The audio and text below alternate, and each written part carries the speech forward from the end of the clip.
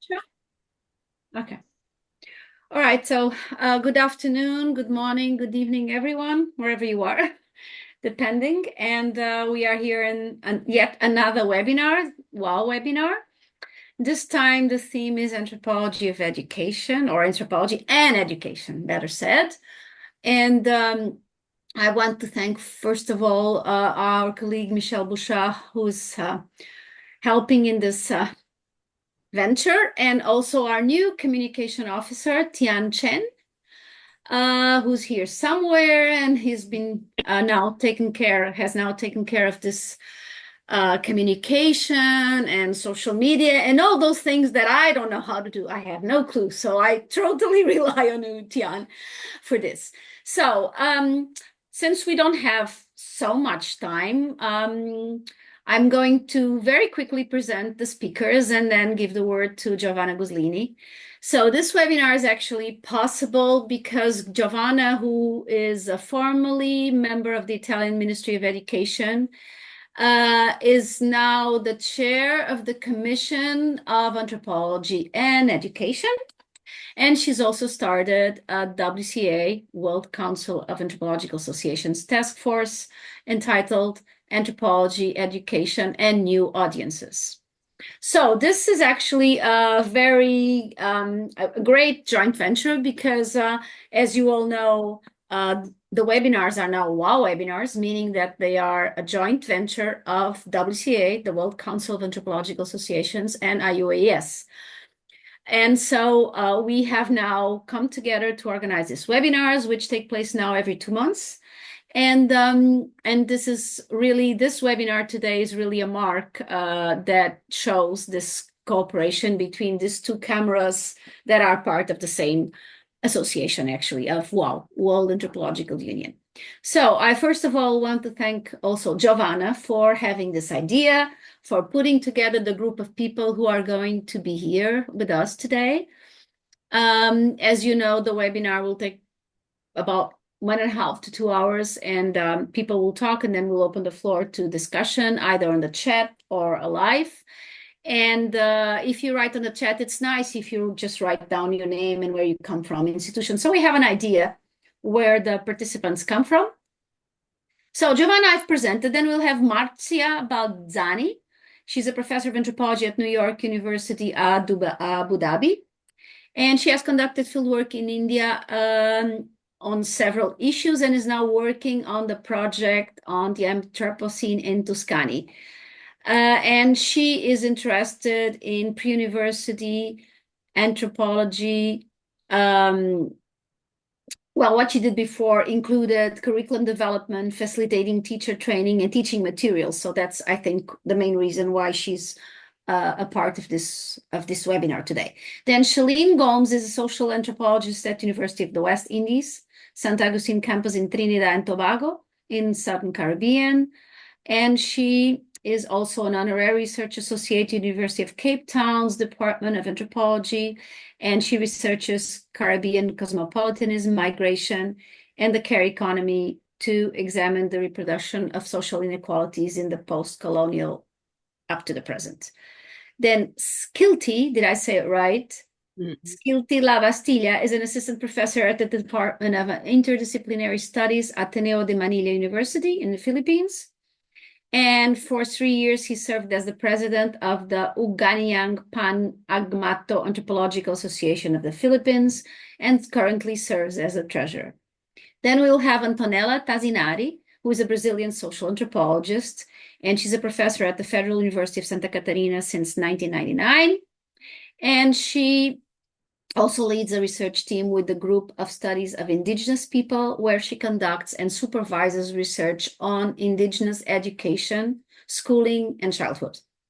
Last but not least, Caroline Gatt is Senior Research Fellow at the Institute of Cultural Anthropology at the University of Graz and co-principal investigator on the project Musical Improvisations and Ethics of the Austrian Science Foundation. She's also a performer. She was on the organizing committee for the ASA the Association of Social Anthropologists UK conference entitled Anthropology Educates, and also in another RAI, Royal Anthropological Institute conference, Anthropology and Education in 2024. So I've now introduced the speakers, and I will first of all give the floor to Giovanna, who is really the mentor, the head of this big group, so that she can say a few words about this idea and about the group, and then we'll move on to the different speakers. And I'll just ask everyone who's not speaker to keep their mics off so that there's no interferences. And also, it's also always better to keep your faces out so that we see only the faces of the speakers. In the end, when in the second part, when we all speak, then it's good to have the faces, but now it just makes it more complicated. So okay, Giovanna, you have the floor. Thank you so much. And thanks to everyone for being here today, the speakers and the people who are here just to participate. Thank you. Thank you, Clara, for your introduction. And I have also to thank Gordon Matthews and Virginia and Anita and all the people that gave support to me and to this new task force. And first of all, we have to ask ourselves why a new task force. The name is Anthropological Education and New Audiences. So we deal with public anthropology, with communicating to new audiences, but we want to focus on education. That's why there is also that task force stemmed also from the work of the Commission on Anthropology and Education that wanted to reach the WCAA associations because we needed to know what is happening inside these associations about public anthropology and communicating to new audiences. So the aims are, first of all, monitoring good experiences, best experiences, and providing support for educational initiatives outside universities, both informal and informal settings. Also raising awareness in society about the anthropological perspective among people of all ages in a lifelong learning point of view. And also we wanted to try to understand the interconnections of society from the local to the global and vice versa, because in this way, trying to understand what is happening in the society, we can also improve education. And education is the future of anthropology and also anthropology in university. Finally, we would like not only to monitor what is happening, but also worldwide, but also provide an online map with the world's best educational practices. And that's why we wanted a webinar with the same topic of the task force, the same topic we are exploring in the task force. And we really welcome all the contribution that will come out from the discussion today. Thank you. I give the floor to the speakers.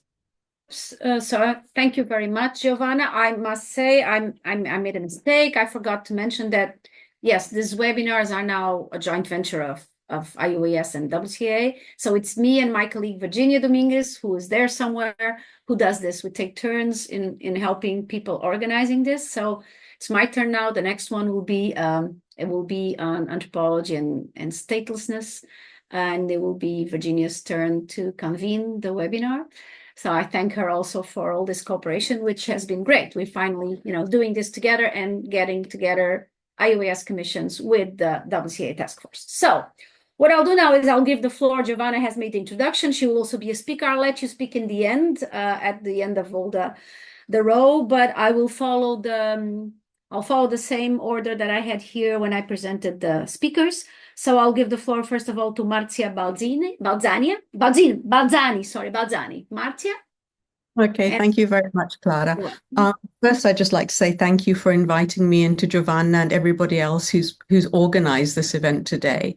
I was asked to speak for just a few minutes about pre-university education as a new audience. And my experience with pre-university education really began over 30 years ago when I became an examiner and later on chief examiner for the International Baccalaureate for the Social and Cultural Anthropology program. At that time, it was the only pre-university anthropology program in the world.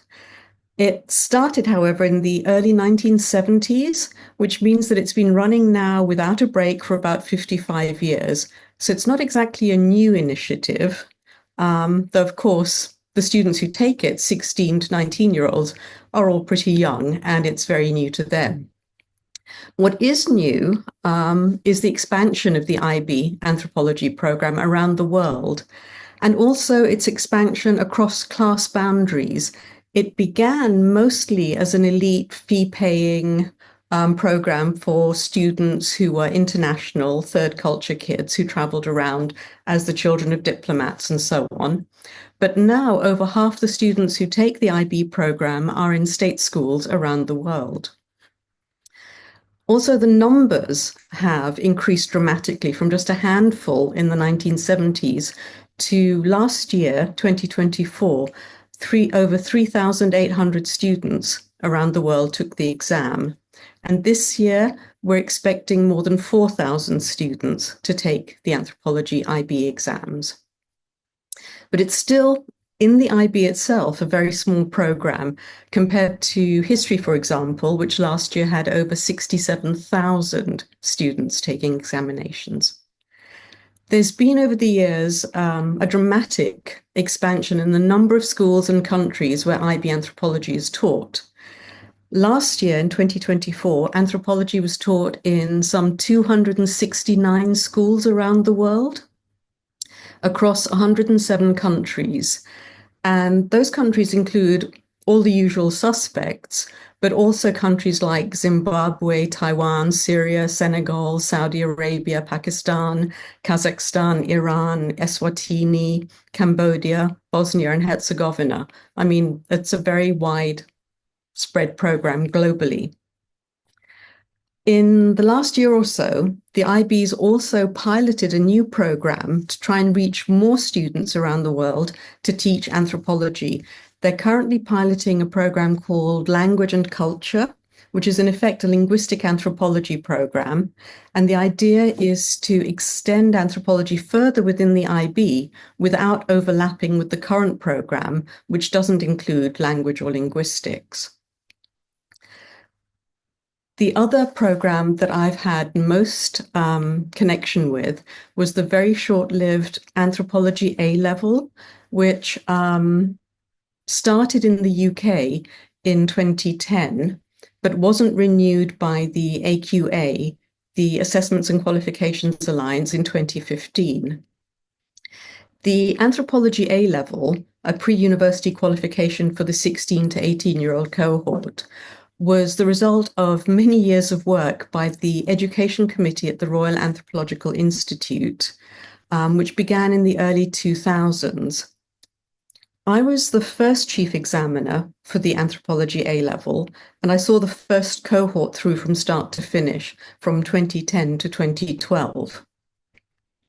The difference between that and the IB is that the A-level was a UK-based national examination only. And in 2015, when the AQA announced that it wasn't going to continue with the program, about 2,000 students had taken the first year of the course, leading to an AS qualification, and about 500 had done the full 2 years. During that brief period, it became very clear that the A-level was incredibly popular with teachers and students. It had widened participation, it increased public knowledge of the discipline, and it also encouraged more young people to think about studying anthropology at degree level. It ended, sadly, not because it wasn't popular or demanding or expanding, but because at that point in time, education in the UK had become much more of a market-driven endeavor, and that made the economic sustainability of new programs more important, perhaps, than their social and intellectual value. And because the government at the time wanted to both rationalize the number of A levels that were available and also to promote STEM subjects. And that meant that the awarding bodies, who were expected to cover the costs of renewing the A levels, made the decision to cut some of the smaller, less economically sustainable subjects. Those included subjects like art history, archaeology, and anthropology. That was quite a setback, but partly from the experience, Joy Hendry, for example, who works as a member of the Royal Anthropological Institute's Education Committee, and with the support of the RAI, went on to develop units for the Scottish education system. She designed anthropology course units as standalone qualifications for the Scottish national hires, national school living certificate exams, and university entrance qualifications. She designed those as units that students could take as part of programs like religion, morality, and philosophy studies, and had them gradually increasing in complexity and demand over 4 levels from the introductory courses. The courses she designed were units that began at the 14 to 16 age level cohort, so quite young. And rather than start with the fully developed equivalent to the A level, her strategy was to start with small units, build in sustainability, and to slowly grow anthropology over time. She's been very successful at this, and the Scottish Qualifications Authority, which approves and oversees qualifications in Scotland, in 2020 decided to seek to mainstream anthropology as one of its subjects in the HNC, HND social sciences qualifications. These programs, the A-level, the Scottish hires, didn't come out of nowhere. They didn't suddenly appear in the 21st century. Going back several decades to the 1970s, in the UK, there were often smaller, standalone educational develops. Some of them developed with the RAI support and some of them independently. But unfortunately, unlike the sociologists, UK anthropologists in the 1970s weren't coordinated enough to design an A-level at the time, and so weren't able to establish an A-level at the point when education was expanding, and to establish it and make it sustainable in the years that followed. I think that this is in part why anthropology in the UK is relatively invisible. It's not really understood by the majority population. But that isn't the case in other countries like Norway or Brazil, where all high school students have an opportunity to study some anthropology as part of social studies. And when that's made possible, it means that you have a general public that has an understanding of the discipline and also a broader take-up of the study of anthropology at degree level. And in the media, in public, the population has no problem with anthropologists being consulted when there are contemporary social issues that require discussion. For anthropology in countries like the UK now, I think it's especially important to find ways to incorporate anthropology into the school curriculum, not just at high school level, but much earlier as well, at primary school level. And that's for a variety of reasons. In recent years, in the UK, several anthropology departments have been closed down. Others have had faculty not replaced when they leave or retire. And a lot of today's anthropology graduates are going to inevitably become teachers. I mean, one thing we're very good at the university sector is reproducing ourselves. So if we can find ways to help these anthropology graduates teach anthropology in schools, in social science programs, as part of human geography programs, even in engineering programs, then today's children will not grow up to be as uninformed about anthropology as their parents currently are.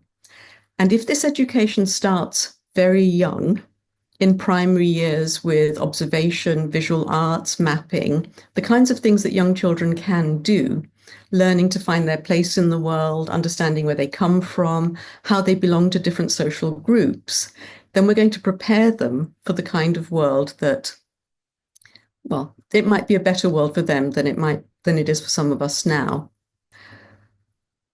And if we do this now in schools, I think that when the university sector recovers from its current crisis position, anthropology will be in a very good place to expand. Okay, I think that was all that I really had to say. Thank you. All right. Thank you very much, Marcia, for this wishful thinking. I thought, let's hope things get better because right now they don't look so bright.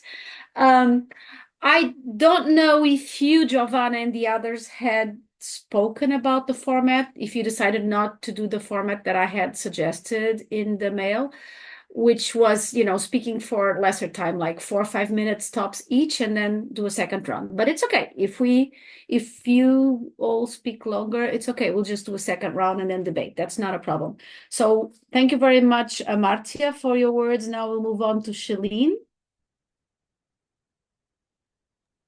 Thank you. Thank you, Clara, Giovanna, Tian, and everyone behind the scenes. I'm really pleased to be here today. I hope you can hear me okay. Can you? Okay, perfect. Thank you.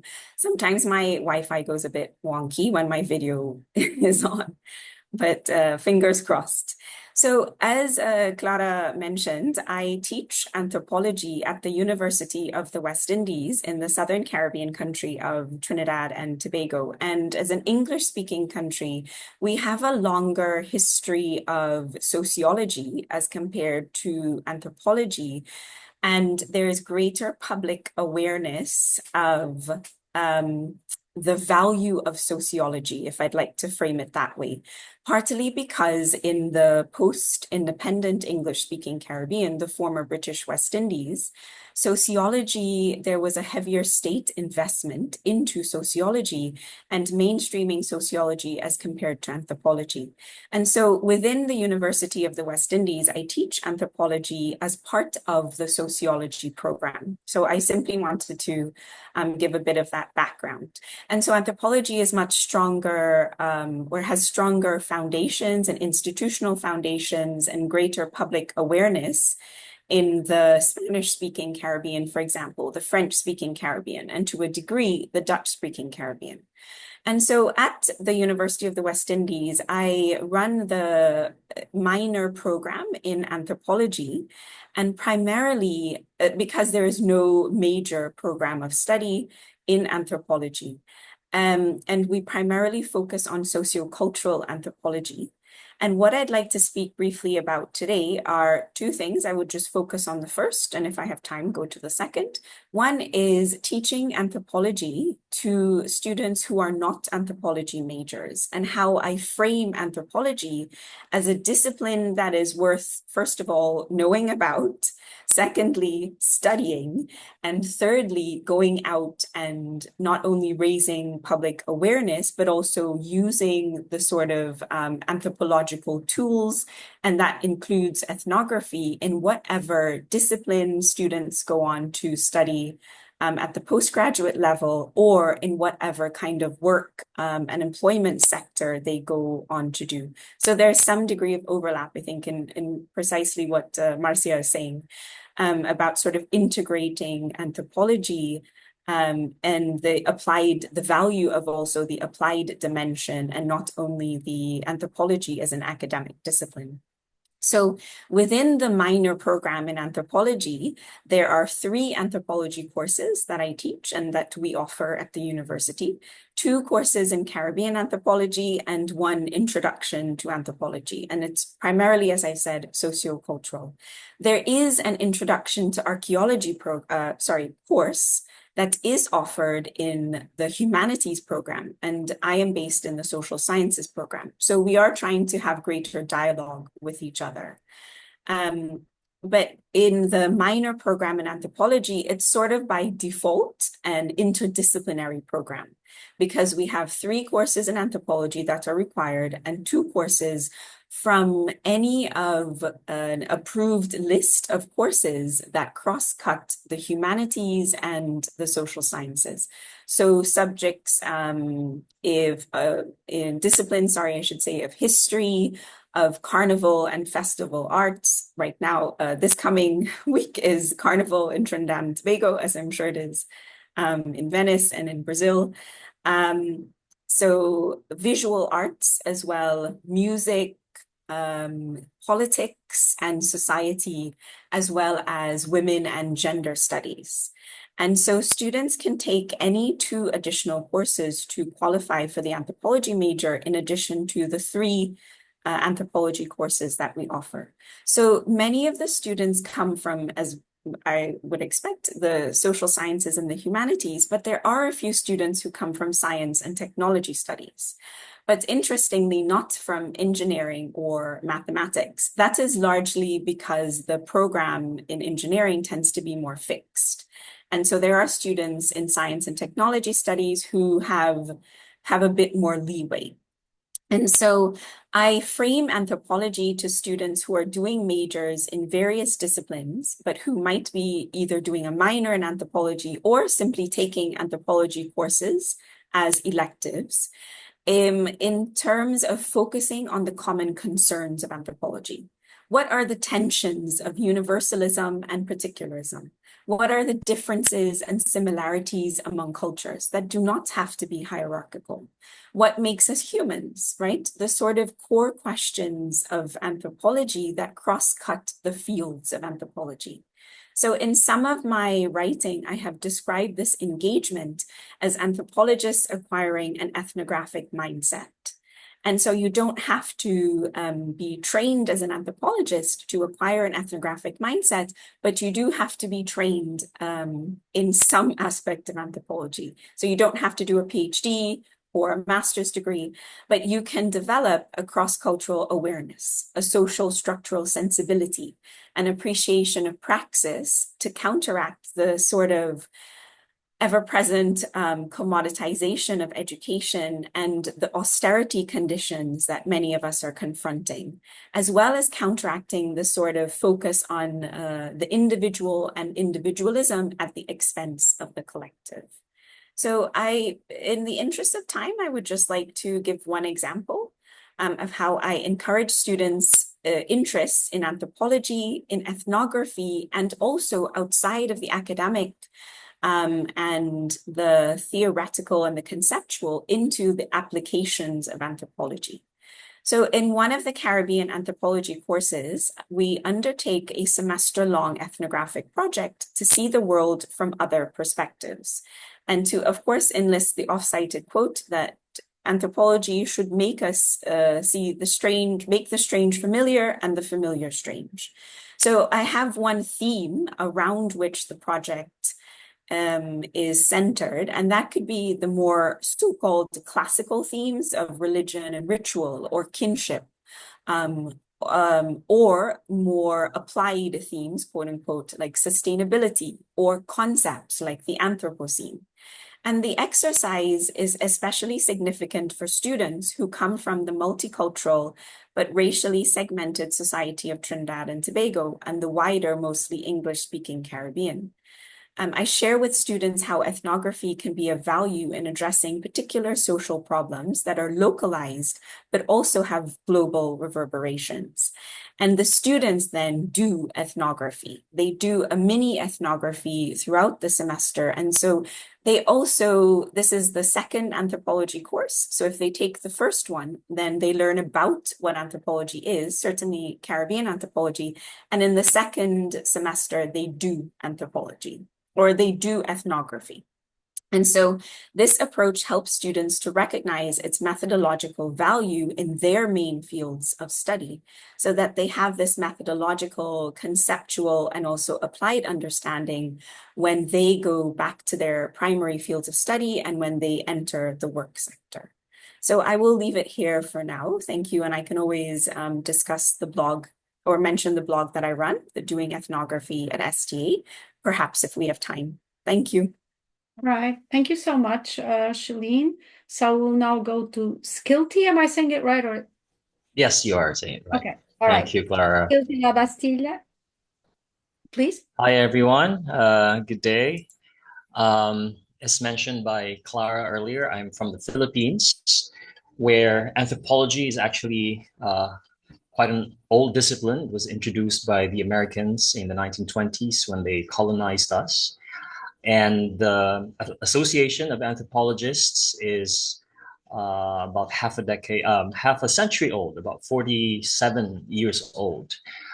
In the country, there are about 10 universities that offer anthropology as a degree, although it's still less well known than sociology. I'm gonna speak about two things, which I hope can contribute to our discussion of new audiences in anthropological education. First is about transdisciplinary collaboration.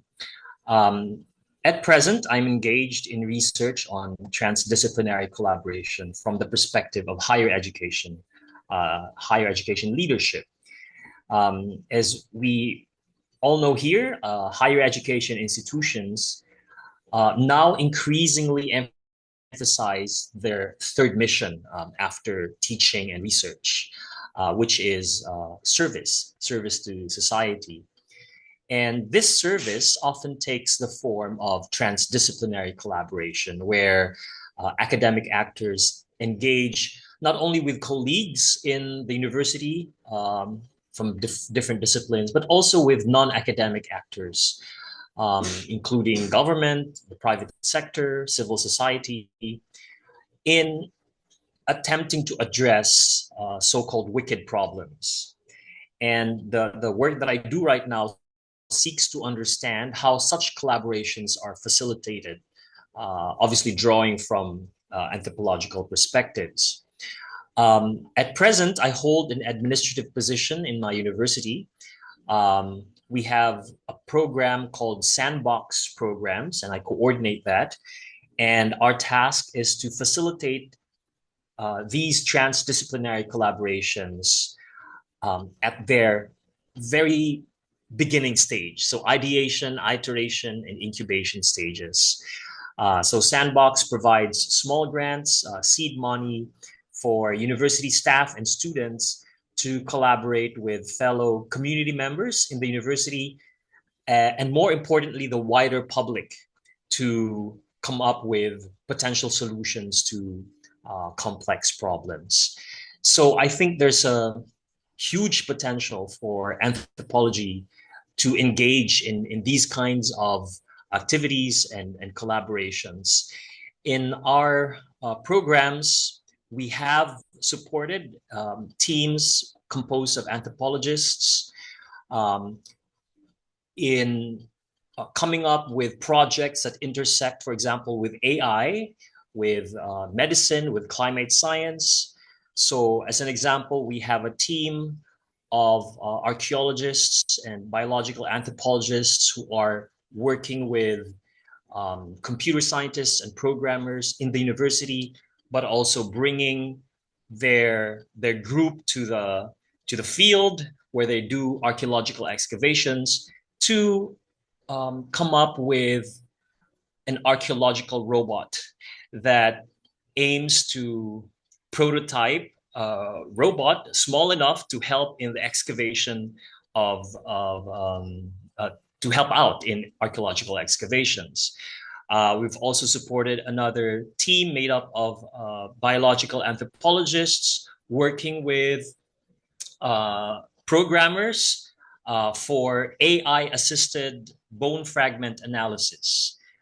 So to advance the field in forensic anthropology, in bioarchaeology, and medicine through the integration of AI and immersive technologies. We have another team composed of environmental anthropologists partnering with marine biologists and the fisherfolk community, as well as the environmental arm of the government to understand the practice of shellfish gleaning and how it impacts the local community.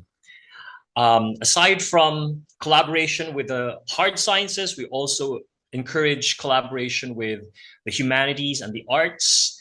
And we've had some projects that engage visual and performing artists to represent anthropological concepts in new artistic ways. So a play, for example, a classic play such as Romeo and Juliet, but translated to Muslim Mindanao, where they're two warring families. So, but really highlighting the local culture, engaging the local artists, the local dancers, etc.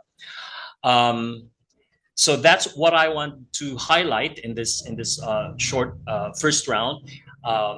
Transdisciplinary approaches where anthropology can link up with other disciplines for such things as policy and advocacy engagement, engaging in real world issues like climate change, human rights, through these collaborations. Another thing, just quickly before I end this round, is I wanted to highlight community-based learning and what anthropology can contribute to that. My background really is, after I took anthropology, the trajectory that I took was more on the applied side of anthropology. So I still am a research associate of the Institute of Philippine Culture, where I've done research that are more on assessments of government programs, as well as nonprofit interventions to address problems in the real world. So I feel like my 2 decades of research experience in the field at the applied level has given me these really important connections with community organizations, local government organizations that I now use in my classes. I spoke about this in the WAU Congress, but I teach a course called Society, Economy, and Sustainable Development, but really bringing my background in anthropology and ethnography to take my students to communities where they engage in community projects, working with members of the community who also get to do some kind of ethnography. So we term it ethnographic field schools for the public, where we conduct short programs where participants engage in ethnographic methods within their own communities. The public are involved in data collection, in mapping activities, in oral histories. One example of a project that we did in class was during the pandemic.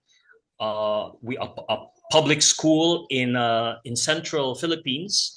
So it is far away from us. We're in northern Philippines, in the capital, but we engaged with them because we realized that they were not trained to transition to online learning and teaching. So my students who were majoring in communication technology helped out by providing them with tools to create online materials and videos, things like that, which they immediately used during the semester.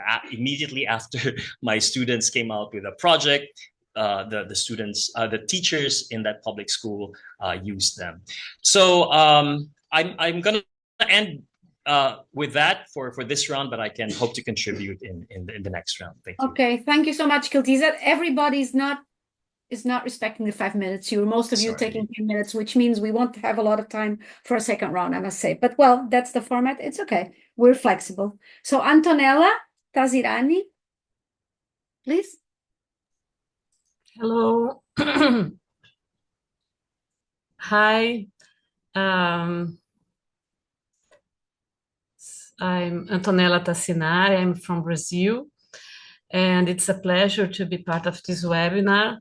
I'd like to thank Clara Saraiva for organizing the WAU webinars and all the colleagues on the team of Anthropology and the New Audiences Task Force of WACAA.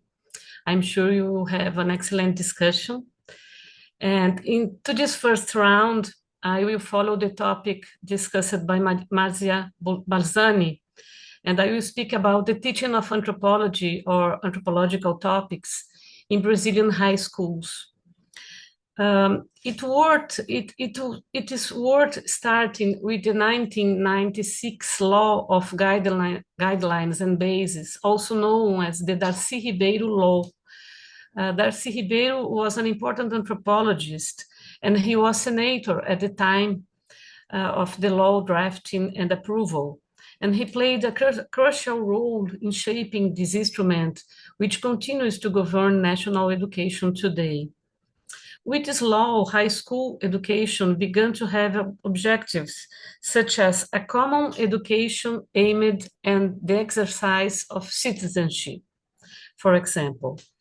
Additionally, it establishes the law establishes as one of the expected skills for students completing high school to mastery of the knowledge of philosophy and sociology necessary for the exercise of citizenship. So sociology and anthropology in this way started to have a crucial role in the educational Brazilian educational law.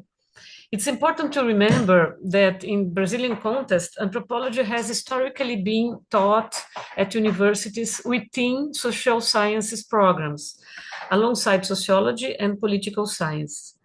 When the National Education Law refers to the teaching of sociology, it also includes content from anthropology and political sciences, as specified in the 2006 Curriculum Guidelines for High School. These guidelines define sociology as an area aimed at preparing students for the exercise of citizenship, also emphasizing content from anthropology and political sciences. The broader objective is to develop an awareness that political, economic, and cultural phenomena result from a broad historical and social processes. Up until that point, philosophy and sociology were treated in the curriculum as fundamental and cross-cutting themes, but were not considered specific disciplines. This changed in 2008 with another law which made philosophy and sociology mandatory subjects throughout all 3 years of high school. Following the curriculum guidelines, these subjects began to include discussions on fundamental topics related to citizenship. The schools divided the 3 years of high school among the 3 areas of social sciences, teaching, for example, in the year of political sciences, questions about party systems, elections, democracy, forms of government. In the year of sociology, about migrations, class structure, the relationship between society and environment, and so on.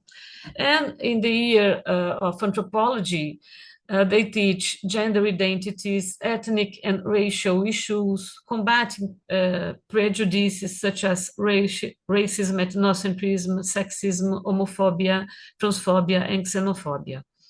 For 10 years, we had this framework for teaching anthropology in high school in Brazil.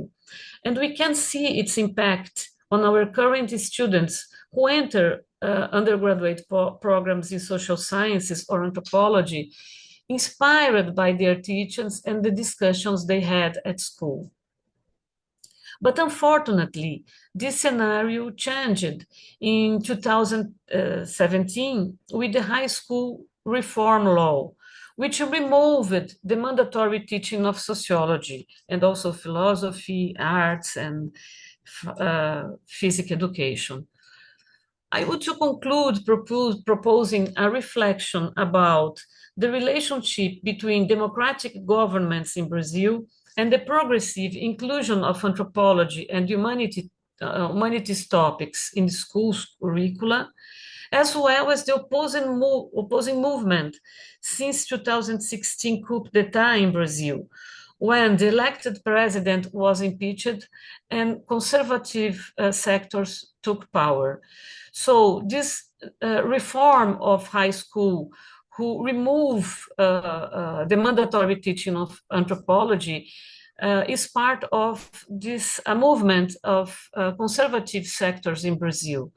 And that's what I would like to propose in the first topic.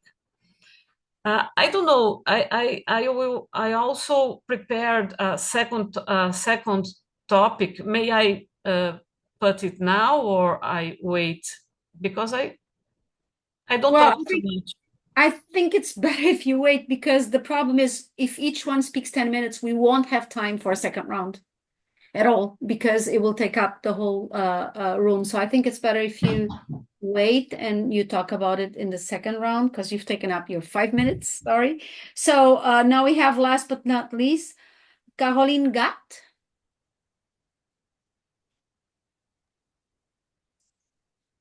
Hi, Clara. Yes, thanks.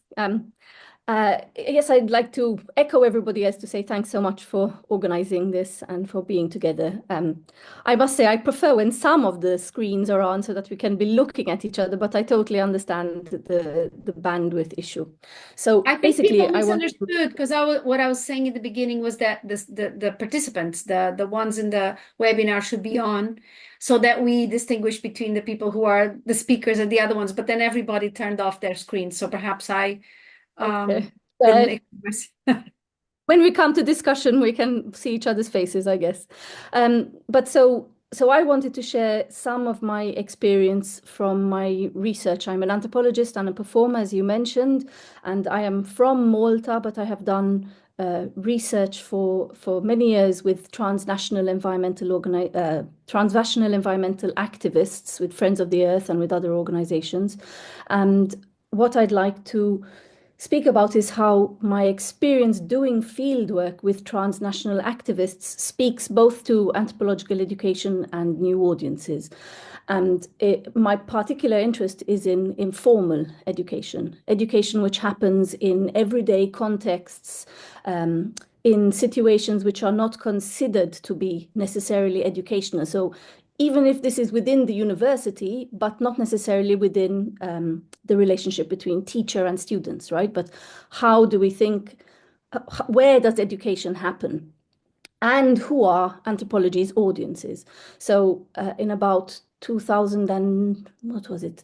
8, I organized a series of workshops called Engaging Anthropology in Practice. And this was because through my work with Friends of the Earth, it became impossible not to think about anthropology as my anthropological fieldwork as an engaged activity. Even if my research was completely academic based, it needed to be engaged in order to work with people who would otherwise not want to work with me. And I'm not talking about like George Marcus has this idea of an accidental activist.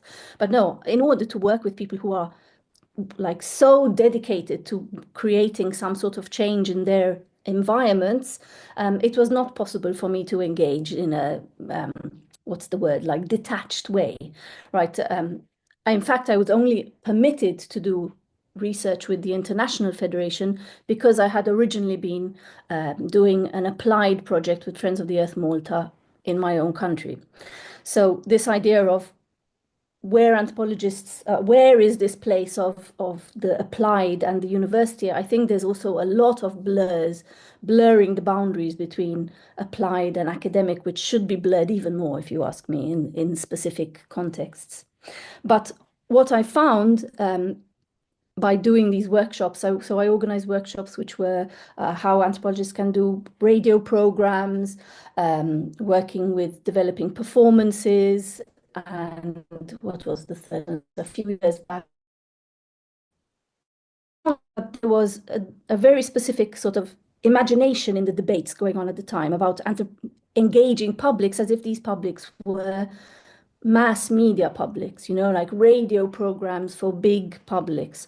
Whereas my experience working with Friends of the Earth was every time I went to work with a new group, so I did my research in Malta, where I'm from, in Brazil, in fact, in Porto Alegre, and in the Netherlands, but also they have many meetings, and I'd go to many meetings in different parts of the world and online every day.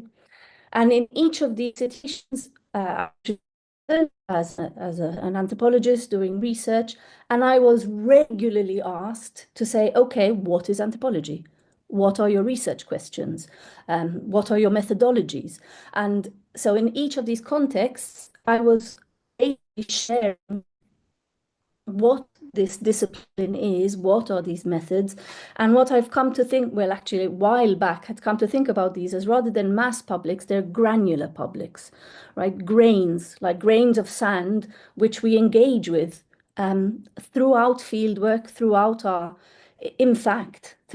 daily lives, because I find myself constantly being asked when you're engaging with anyone, oh, you're an anthropologist, what is that? Do you dig up bones? And I say, oh no, that's part of anthropology. And there's this constant exchanging with people wherever we meet, but particularly in fieldwork.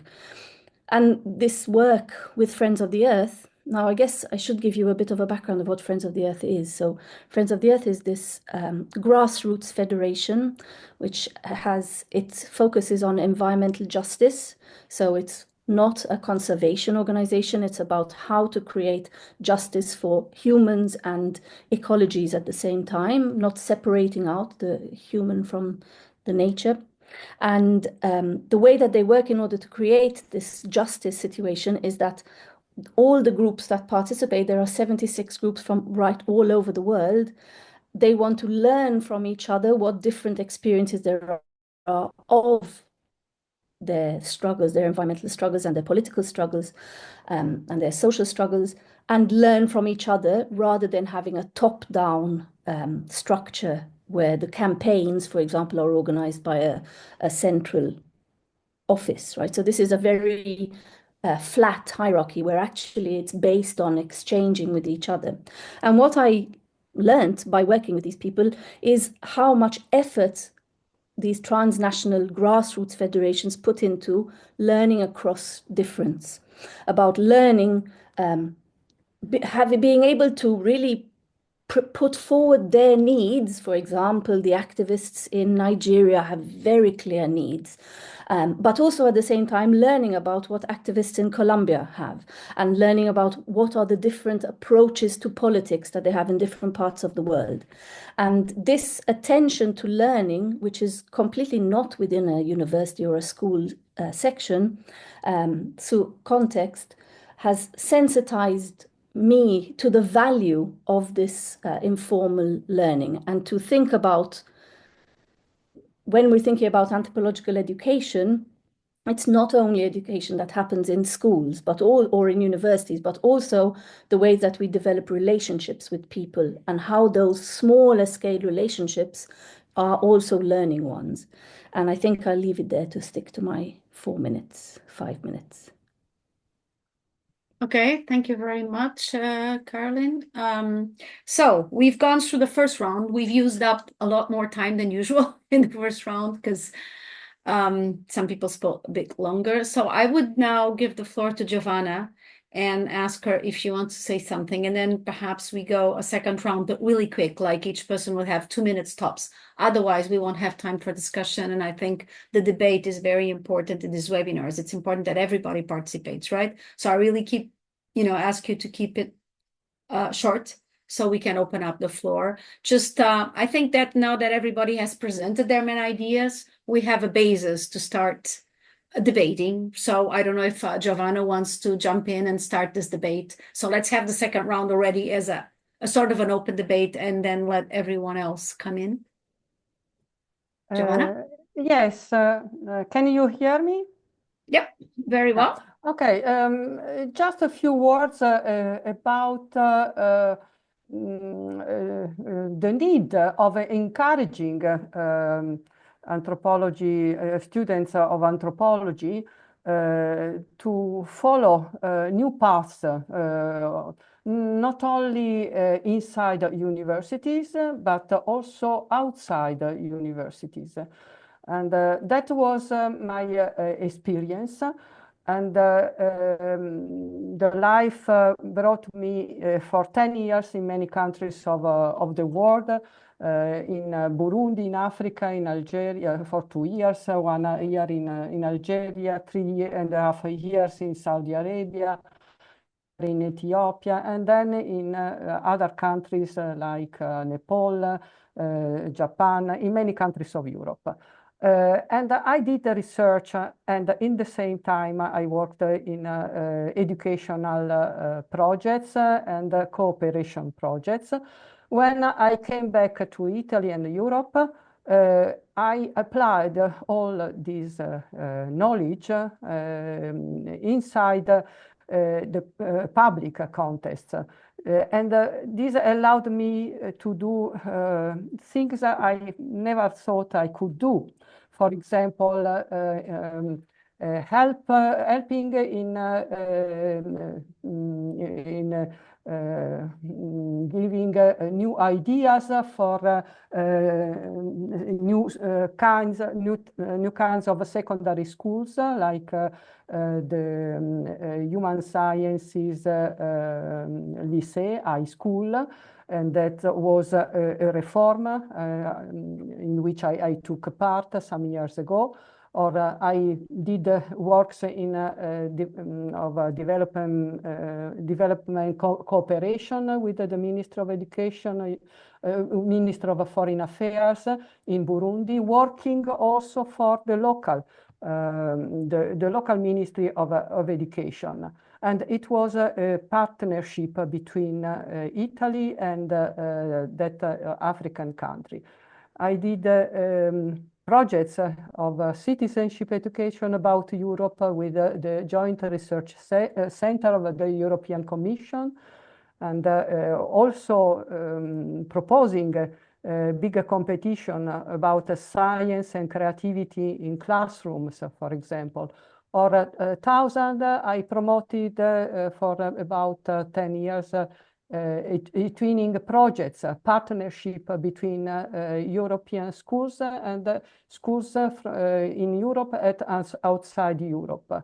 And then also a new experimental project in the Ministry of Education about speaking and Chinese, Japanese, and Arabic. They were languages they were not learned in secondary schools, and they began this new project about cultures and languages, and now it is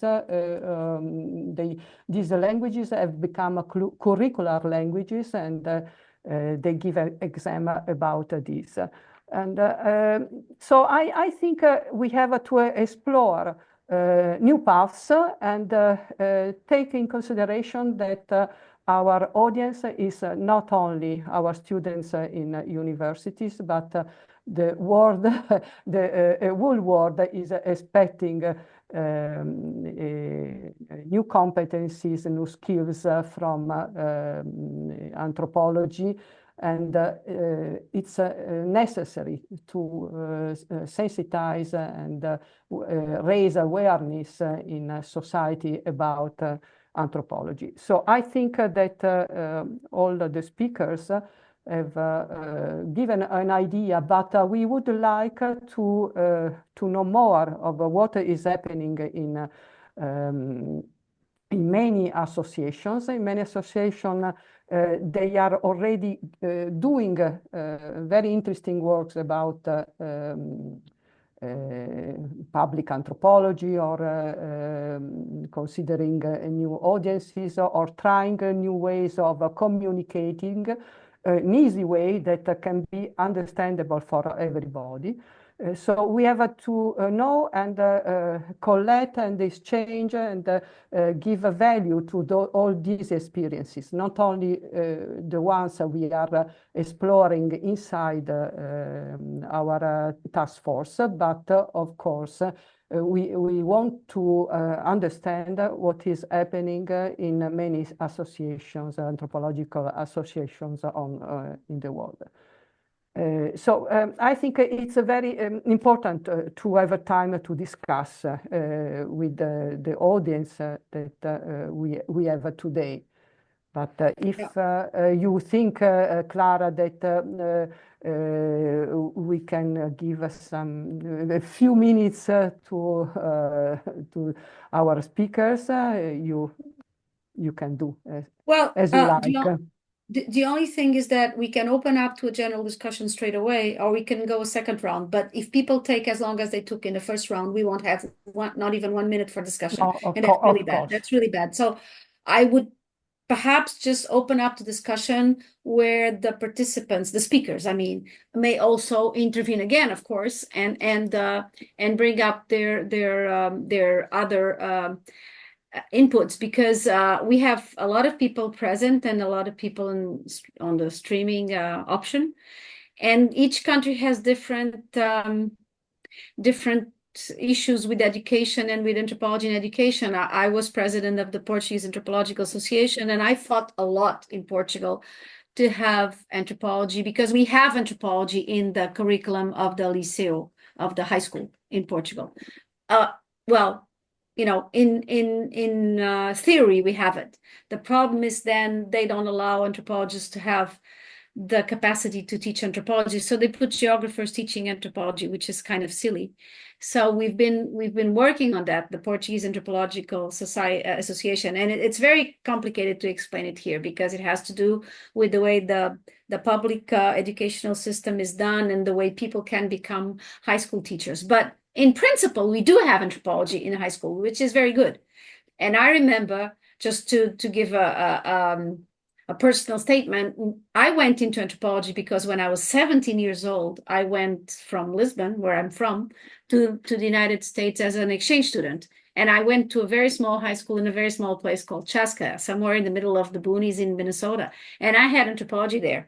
And my anthropology teacher was really somebody very interesting. And he was the one who made me, several years later, become an anthropologist and study anthropology. And it's amazing, because I wrote to him last year. I found out he was still alive, and I wrote him saying, look, when I was 17, I heard you and I became an anthropologist, and the man, I made his day. So for me, I'm a good example of how anthropology changed my life when I was a teenager, right? And I think that nowadays, in this terrible world we're in, with the things that are happening in the United States, with the departments of anthropology being shut down all over the world, as you know, as Marcia also explained, several departments and sections of anthropology, of the social sciences as a whole, but of course, here for us, anthropology is very important, have been literally shut down, in spite of letters. Like WCA wrote letters, for instance, trying to prevent the anthropology department at University of Canterbury from being shut. And of course, we didn't succeed. So unfortunately, the trend nowadays all over the world is to forget about the input of the social sciences, to skip the input of anthropology, also because we are not comfortable for all this unfortunately very, let's say, dictatorial regimes that are now taking place, that are trying to rule the world once again. So we've seen this story happen, and anthropology exactly is the discipline that can help in like everybody here mentioned, in educating people, educating in the large sense of the word, to exactly avoid totalitarianisms, etc., etc. So I think this webinar is extraordinary to try to make us unite and see how we can prevent this. And I think several people here, through their testimonies, have shown us what they're doing in their countries. So I would like to open up now and have more opinions, debates. So I'll start asking whether the speakers, the original speakers, want to say anything else, add anything to what they said in a very quick way. Or if we just open up and then anyone can, I think anyone can speak, right, Tian? Because since we changed the technological way this was being done, the webinars, I know people can write on the chat, but I think you can also speak, right, Tian? Yes, correct. But I think to make the logistic easier, maybe have the hands up like Caroline is doing Exactly. would be a good idea. Yes, Yeah, yes, thank yes, you. yes, of course, of course, of course. Thank you. Thank you. Yes. So I'll give the floor in turns to people who put up their hands. So I'll have Caroline first, or Caroline, I don't know how you. Anything goes. But so I wanted to just mention something really quickly because a lot of us spoke about the work being done like within universities and how important it is within formal education. But something that I saw happening and that what Friends of the Earth did almost 15 years ago was that they realized that their constant effort at campaigning big contexts like the United Nations or at the national government level, this was actually leading to burnout across on so many levels, where huge efforts put to try and change large-scale structures were simply being wasted. And so they shifted the whole federation, and this is around 2 million activists, shifted their attention from large-scale campaigning to developing You're freezing. You're freezing. Your internet is not excellent. You're freezing right there. Am I back? You're back. Sometimes it freezes. It happened before as well. Maybe I should be less excited. But so working on really small scale exchanges because of developing community relationships and this developing relationships. And I just wanted to put in that thought about how maybe there is a scope for anthropology to grow, not necessarily by necessarily thinking about what the governments are doing or changing educational policies, but our relationships and our educational relationships. Okay. Thank you. Next. Marcia, would you like to add something to that? Well, I completely agree with Caroline or Caroline. I don't know how you pronounce it yourself. I think working in small groups and starting small, making things sustainable and growing from that seems to be the best way to get anthropology to work. I think one of the reasons why anthropology is also a difficult discipline and a challenging one is because it's qualitative and because of the critical element and the contextualizing that always happens. And that's its real strength, but also for some contexts and for some situations also a threat, because it means people are thinking in ways that aren't reductive, don't oversimplify, that actually encourage you to learn across difference and to take into account seriously what others have to say and think, when perhaps it's just easier to brush them aside or to ignore them. But I think I've spoken a lot, so I think I'll leave it to others now. Right. Shalene, did you want to say something? I'll just go around very Yes, quickly. thank you. I guess again, I don't think I wouldn't dissent with anything. I agree, and I think the quantification, basically, right, of life today is precisely one of the things that anthropology is challenging, and helping us to think in different ways, but also do in different ways. And so, one of the things I also encourage the students on the university campus to do is to share their findings, if you want to call it that, insights with the public. And so I arrange public webinars and seminars, which is also, I think, a good way to both engage the state and kind of, and community. So working at those different levels. So thank you. All right. Skilty, do you have anything to say? Yeah, just to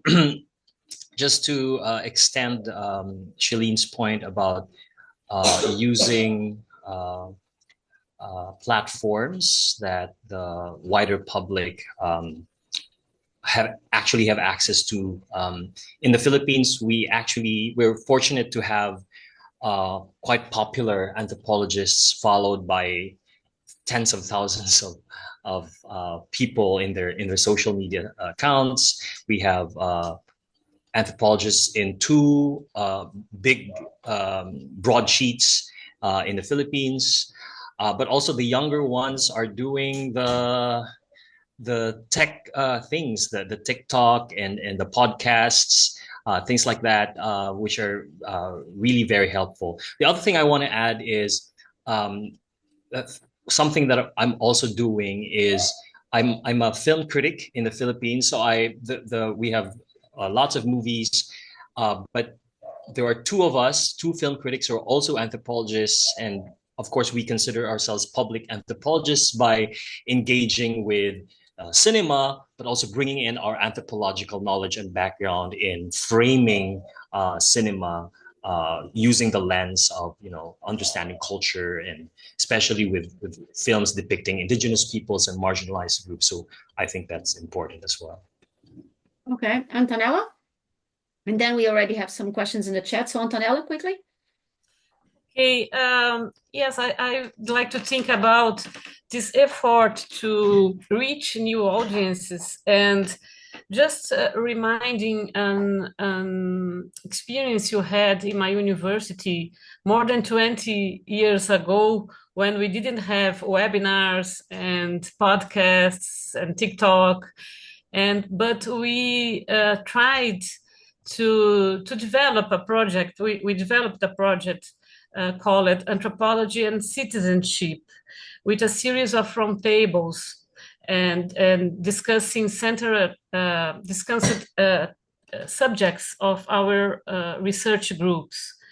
And the discussions included anthropologists and experts from other fields, as well as leaders of social movements, folk artists, and so on. And it was a very interesting experience. The roundtables were held outside the university in an auditorium of a cultural center.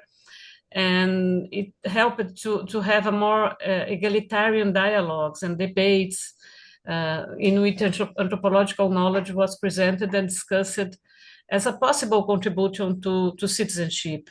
If I have time to give a few examples, one of them was land tenure conflict, indigenous peoples and farmers in Santa Catarina.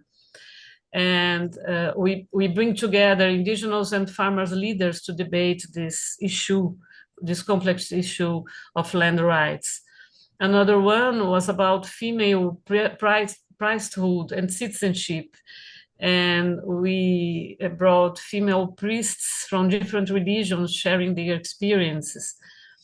And one of the most well-attended event was about childbirth and citizenship, and organized with the program in nursing. And it was very interesting and brought a lot of audience.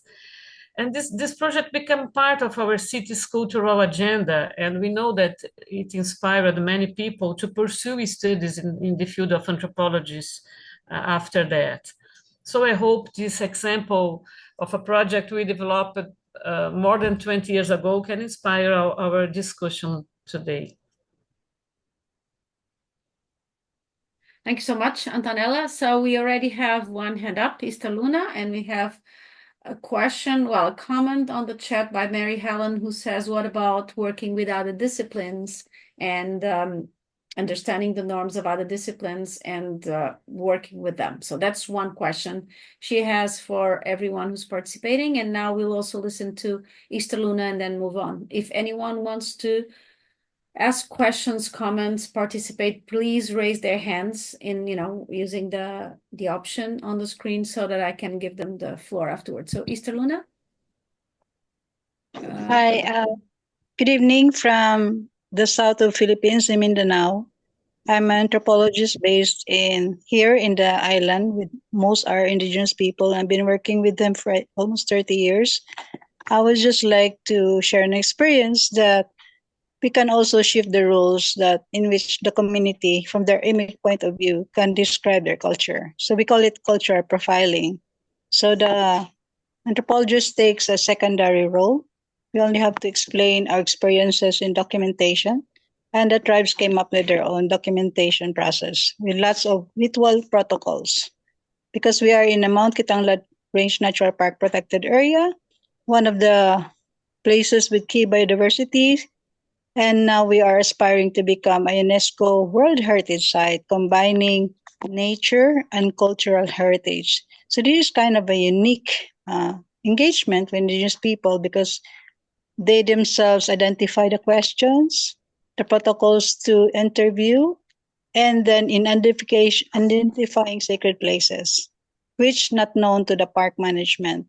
But the idea in this information age is that the tribes feel that they have to say something about their culture and be proud of it and not be discriminated. Our challenge is the government to support the results of documentation, and we've been having really struggle because these are not widely promoted. But the idea is that the tribes agree that the results of the documentation, they call it cultural profiling, not researching, cultural profile, to be shared with all indigenous communities. And the idea is that anyone who reads about it will be inspired to share about their culture, and that it can also be shared in the university so that knowledge on culture, practices, resilience, local knowledge, ethnobotany, all the indigenous worldview will be also shared in this uh, very diverse Philippine community, but also this open with to connect with the global community. So this is something that anthropology can bridge knowledge and at the same time can address the entitlement, the rights of people, so that as forest guardians, um, they protect the biodiversity, but they also do not get to benefit from it. So that's a brief experience that we had here in Kitanglad. Thank you very much. So I'll move on to the next person who has the hand up, which is Mary Helen. I ask you to keep it short so that more people can participate, please. Yes, Mary? You're muted. You have to, yeah. I was just pointing out what I wrote in the chat there because I didn't know if those ideas were discussed real quickly because I had tech issues here. But one was real quickly reaching new audiences and such. One, do they really understand our norms, and do we understand the norms of the other discipline or who we're reaching? Also, reaching new communities or reaching new audiences. How do we build the trust with those small groups and so on? So some of these have been going on. They've been addressed or working at them. And real quickly, just like in epidemics, working with doctors, for example, that's where we had a hard time. Anthropologists did, but I was able to get along because going back and forth with them. Again, and that's where the idea of understanding the norms of the other discipline and vice versa was really key. And I don't think, I'll be honest, most people don't understand what anthropology is. They think we're just our bone diggers. And so actually we'll just say we're not just bone diggers, we do a lot more. So I just wanted to bring those points up, and you can read the rest in the chat there. Yeah, thank you, Mary Ellen. Yeah, I think everybody thinks now of bones because of all the series, the American series that go around with anthropologists that just, finding out about this crazy murders. So, when I was younger, it was Indiana Jones and archaeology. So no one knew what social and cultural anthropology was. Okay, Anita? Yeah, just a minute. Okay, what I wanted to say is that I teach medical students and nursing students, physiotherapy students, and I teach a yearly course called Practicing Global Health in Specific Contexts. The course is not called anthropology, but it's a year course, and And these are third-year medical students, and the next year they're going to go and work in different countries. So the idea is actually to try to prepare learning anthropological tools, learning how to try to understand cultural issues. So when they come to where they are, they're not gonna, think they're medical students. They know more than everyone else, and all the rest. So it's basically to create cultural sensitivity among medical students and others. That's it, Clara. Keeping short. Yep. Thank you so much. Yeah, I did that too. I taught a lot of anthropology to nursing students, which is a very important tool because all the countries now have immigrants. And Portugal, in the case of Portugal, we went from being an immigration country where we exported people to becoming an immigration country after we entered the EU. Okay. So we have people from all over the world now. And a lot of times nurses and doctors did not know how to handle that in the hospital environment, even, when people come up with things that they don't know what they are. So I think it's very important. I think anthropological education is not only within anthropology and students who want to become anthropologists, but like you said, people who are in other fields, but can benefit from anthropological values to make a better world, or at least let's try. Okay, who's next? Gordon, don't you want to talk since you are the head of our values task force? I am certainly listening closely and with interest. I don't have anything directly to say about education except that I just want to make a larger caution that we have been quite optimistic talking about how we need to inform others about what anthropological values is. But it also may be argued that even for those who do understand anthropology, the discipline may be past its prime. In other words, if our primary focus as cultural anthropologists is dealing with uh, tribal groupings and so on, and the world is increasingly moving beyond that, then how do we explain ourselves? Now, I don't believe this myself, very obviously. I am a fervent a proponent of anthropology, as all of you are. But we do need to remember that we are facing headwinds as a discipline that we're going to have to overcome. Thanks. Exactly. Okay, who's next?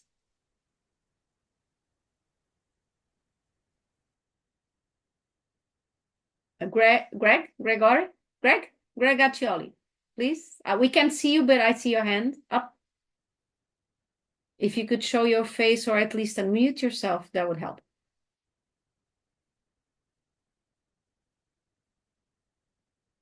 Oops. It's not working. Can you hear me now? Yeah, we can hear you. We don't see you, but we can Thank hear you. Yeah, I don't even see myself in a tab. I'm on my phone, so I'm not Okay, sure no what's problem. happening there. No But problem. my question is, what has been the effect of more recent developments in theory on reaching new audiences?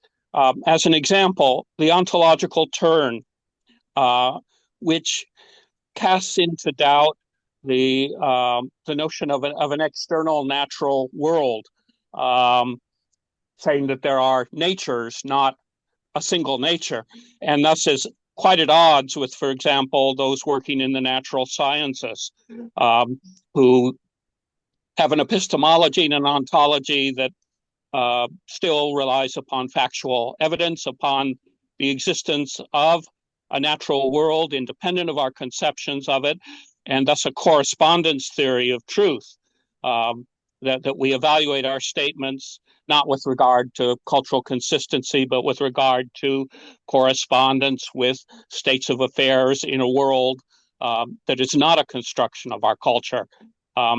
How does a perspective like that affect how we can work with other disciplines and how we reach out to other audiences? Thank you. Does anyone from the group of speakers want to address that? Caroline, I see you.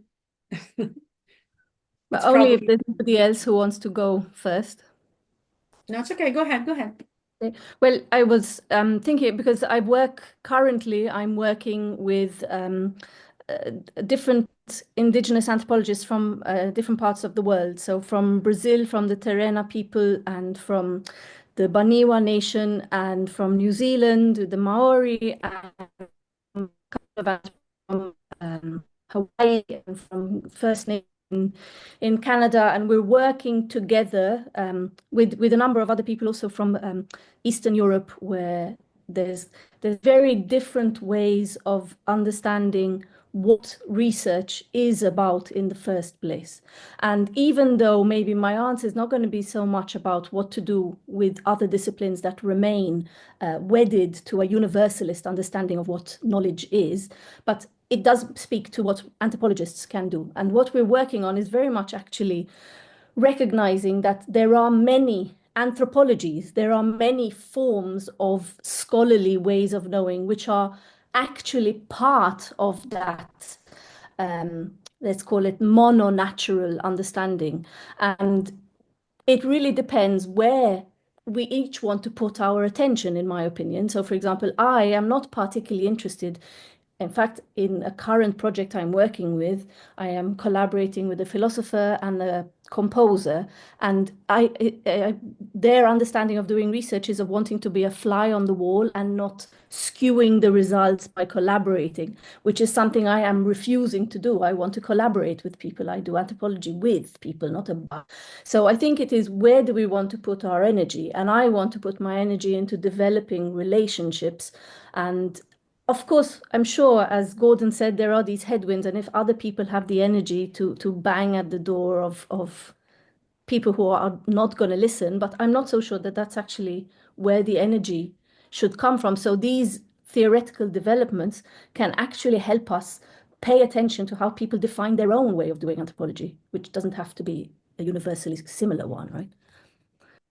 But I think Greg, correct me if I'm wrong, but I think Greg was more thinking of other disciplines where ontologies are different ones, like he explained in the natural sciences. And so different disciplines with different worldviews or views of nature and culture, as we have as anthropologists.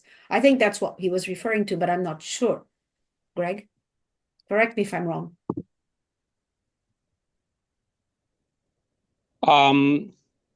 Yeah, I need to be, can you hear me? Yep. Yeah, that was part of it. But the other part of it, to get back to the teaching, is, if one is trying to attract students from, say, engineering and such, from law, from other disciplines, what kinds of anthropology does one teach? Can the ontological turn be something that they are going to accept?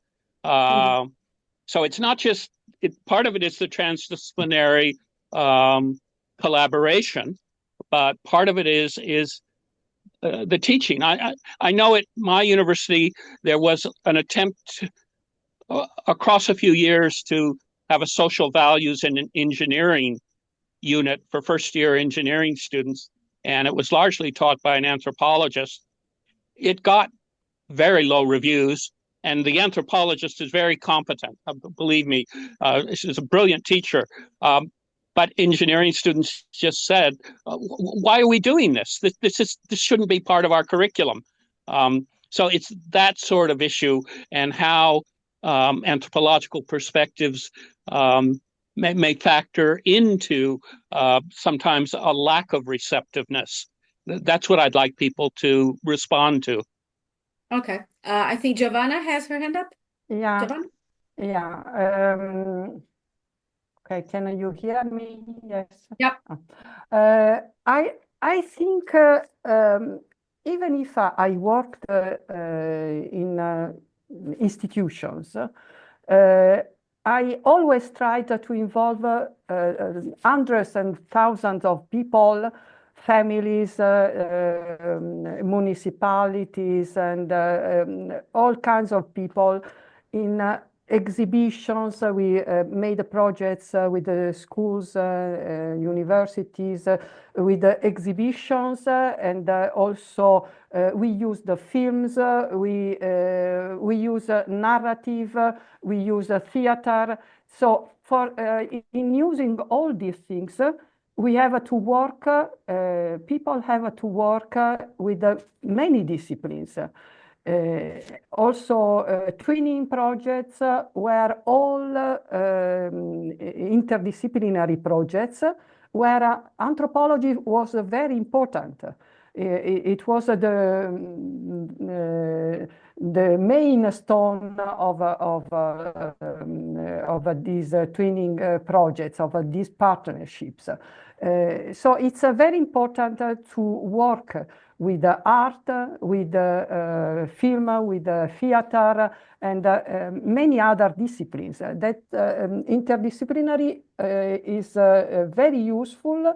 It's like, and art also, many creative activities are like a bridge between universities and the public. For example, now I'm also a writer and an artist, and I use narratives taken from autobiography and ethnography and ethnographies. But this kind of a narrative is not addressed only to anthropologists, but they are addressed. It is addressed to the public. So they seem normal narratives, novels or tales and so on, but they are conceived as steps to bring students together with teachers, but also adults. I am working a lot with in adult education. And when I tell stories or I use pictures and I show also artistic products, I use a language that it's understandable for everybody. And this is a way to connect these works of art, this creativity, with other knowledge about anthropology, and we can discuss more starting from these products, creative products. We can discuss a lot about the anthropological perspective. So I think working across discipline, as I know Mary does since a long time, or using art, artistic expressions, also narrative paintings and so on, can be a starting point to talk about anthropology. It seems strange, but I can assure you it's very gives a lot of good results in contacting people, and we have to make us understand more using also a different language, different to the one we are used in universities. Okay, thank you. We have a comment from Yake from Brazil saying in Brazil, there's no anthropology in basic education. Actually, as far as I know, but perhaps I'm wrong, in Brazil, you don't even have graduations in anthropology. It's always the social sciences, and then you do the master's or the PhD. In Portugal, we have a lot of BAs, of graduations in anthropology, a lot. Almost all the universities that have anthropology have the first graduation step. So, Mary, do you have your hand up because you forgot, or you want to say something else? No, I want to address Greg's question after. So Go ahead. one of the things is we have theories that go across the disciplines, and we share the theories, sociology, anthropology, business, and such. So that's one way that we can go across disciplines. My dissertation was in anthropology, but I used business theories. And real quickly, my dissertation was because it related to business and anthropology, it was actually funded by the College of Business. So getting to Greg's area with concepts, theories, we share the theories, and bring out how we can contribute those theories like ethnographic research and such, how that can contribute to marketing research and so on. So we have a lot to contribute to other areas. Mm-hmm. Yeah, I totally agree. Okay, who's next?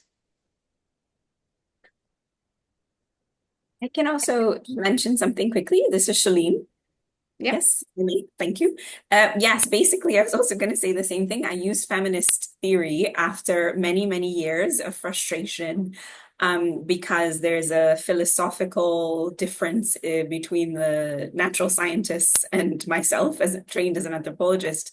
I use feminist theory, and so in my undergraduate classes, especially with the students, I use one of the early pieces on how science has constructed a romance out of stereotypical male-female roles. And so the story of fertilization as scientific fact, and we kind of then critique that. So just one practical way that I try to cross that sort of philosophical divide. Thank you.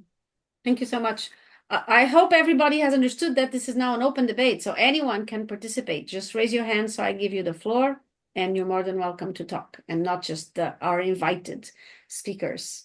I think that the topic is actually so broad that there's so many things we can bring up, right? Because anthropology and education goes all over, from issues of different departments and the way they're organized and how anthropology is taught in different countries, to exactly all this issues that we're discussing now on how anthropology can bridge to other disciplines and work with or for them, let's say.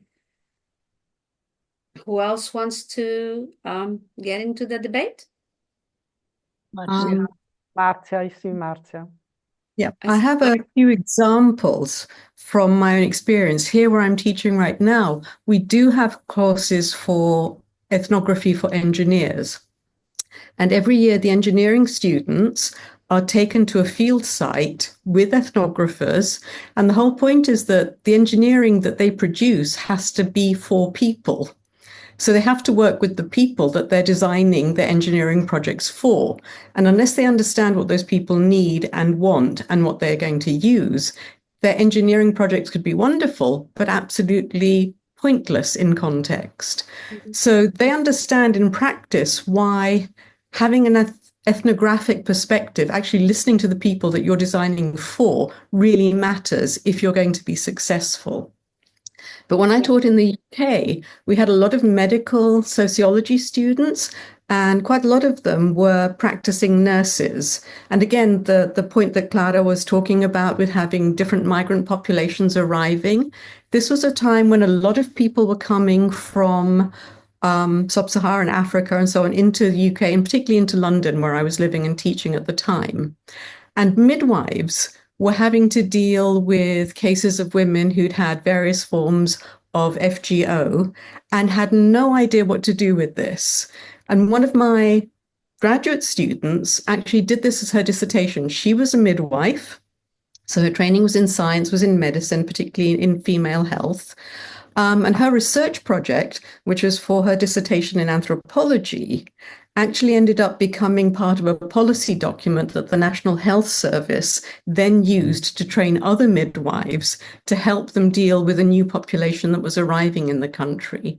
And just as a very, very quick final point, an awful lot of anthropologists like me and like everybody else who was on my graduate program had a different discipline as an undergraduate. So we all came from different disciplines. Some were computer scientists or musicians or historians. Some were doing other kinds of science. And I know from just conversations here, even with the physicists on campus, that they too recognize now, some of them at least recognize, that there is an observer effect, that science isn't the same for everybody. You see things differently depending on how you set things up and where you're positioned in relation to that science. And I think those kinds of approaches are perhaps at some level becoming more widespread, more understood.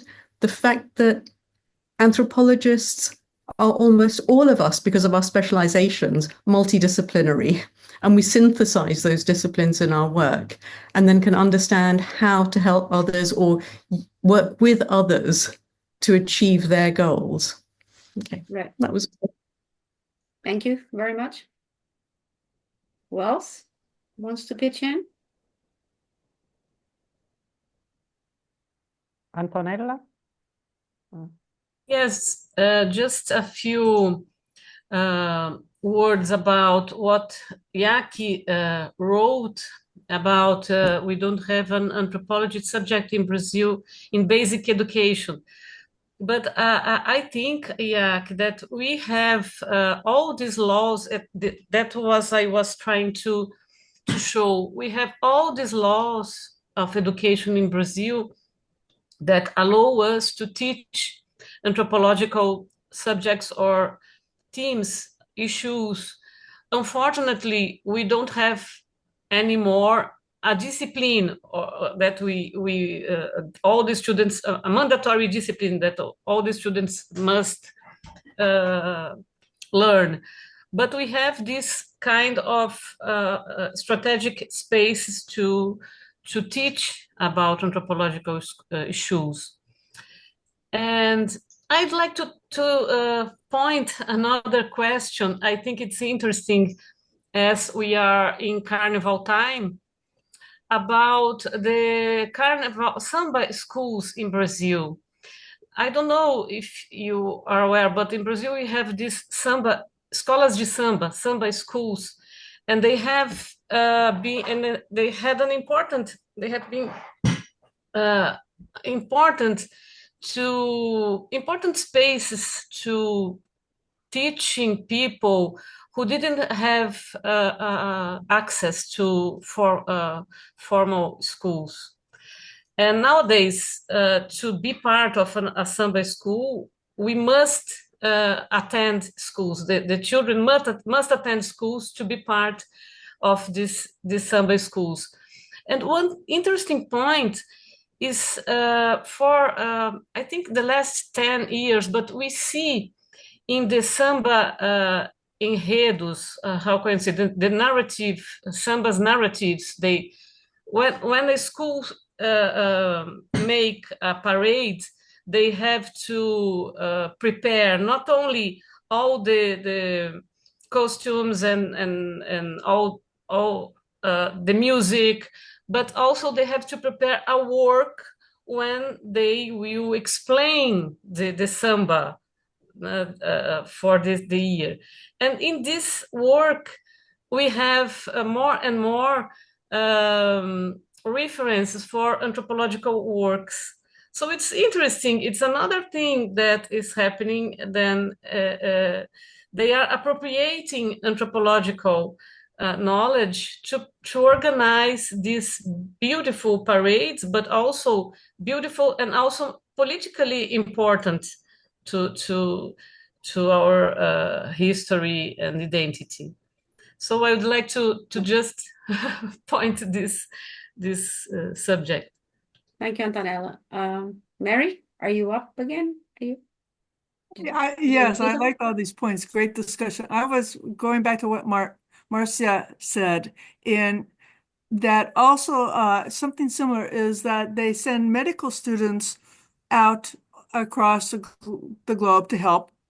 And what they have found at one university, which I'm not going to name, but they have actually found that the medical students may not understand the cultural aspects. And so that's where the anthropologists are coming in to help understand the cultural aspects before going out, and also maybe while they're in the field and also coming back. So getting back to Marcia, I'm not quite sure if you're going on that, but that's what it reminded me, the value that anthropologists have and going out, like medical doctors or engineers and other folks that are going to other parts of the globe, how to even just to sit with the people and understand the other culture and such.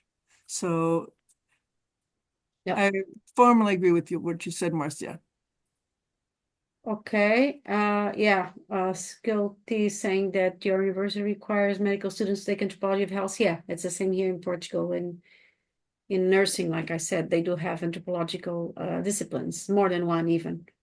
Who else? We're almost we're 3:45 in my time, so we'll have 5 more minutes. Who else wants to pitch in? It has been such an interesting debate, but perhaps other people from the audience want to speak up. You're all very shy. I'm trying to see here if there's anyone wanting to talk.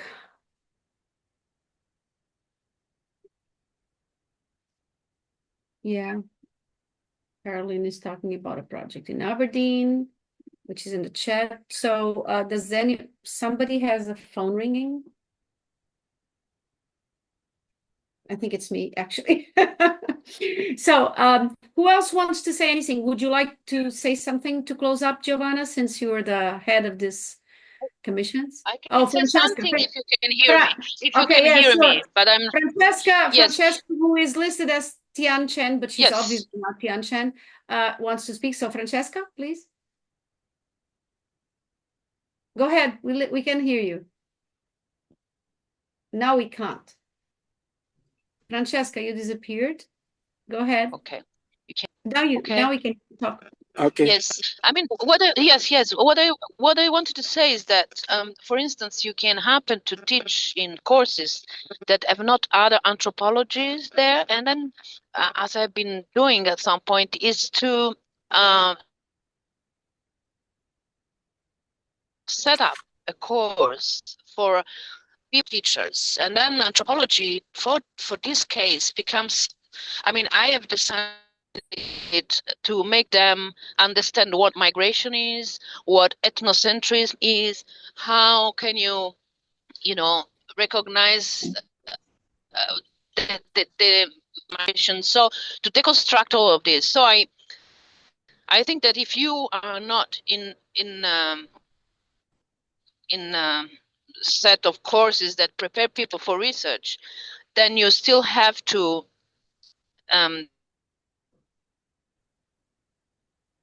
set up a course that help people understanding better differences also in the schools. That's was a good to say. All right, thank you, Francesca. Now, Isaac, your hand is up. Yes, my hand is up, and I can you hear me? Yeah, we can. Yes, I just wanted to add that at the University of Nairobi, we have programs in anthropology in the medical school for students in the third year. But we also have programs in anthropology for architecture students, looking at traditional architecture and at the anthropology of architecture. So, yeah, I thought I just needed to add that into the discussion that, yeah, we have those programs in medicine, in architecture, but also in the School of Nursing. Okay, thank you so much. Okay, Giovanna, I'll let you wrap up, and then yes, I think we have listened to very interesting experiences. So we have to collect them. We have to know them better, and we have to understand that many people are doing now, try to do public anthropology, to talk to new audiences, but we do something more. We do also education towards new audiences. So education means to go step by step, to go forward, but to go step by step. And this is the special knowledge that education together with anthropology can give to our society and to our world, going step by step and thinking, planning, and designing projects, educational projects, not only events, public events, public anthropology, but we do public anthropology and education together. This is the work we are trying to do. And we don't want to confuse public in general, but we want to do education together with anthropology. That's the aim we are trying to reach, and we will try to give support to some associations that have not yet networks or interest or sections about education. So we will try to give support, but we will try to know what is already happening all around the world about anthropology and education and towards new audiences. That's all. Thank you very much, Giovanna. And I thank you all, the speakers and all the participants and intervenants that were here today. I think it was an excellent debate. The webinar will be put on the WOW website within the next few days. So if you want to go back and listen to yourselves or hear again some of the discussions or get in touch with somebody else, please, you're more than welcome. And join us in the next webinar that will be organized by Virginia Dominguez on anthropology and statelessness with Greg Accioli. And also join us in the WOW Congress 2025 in November in Guatemala, Antigua. If you can, you're more than welcome to come and join us. Okay, thank you so much. And thanks again, Tian and Michelle Bouchard for this. And we'll see you within 2 months again.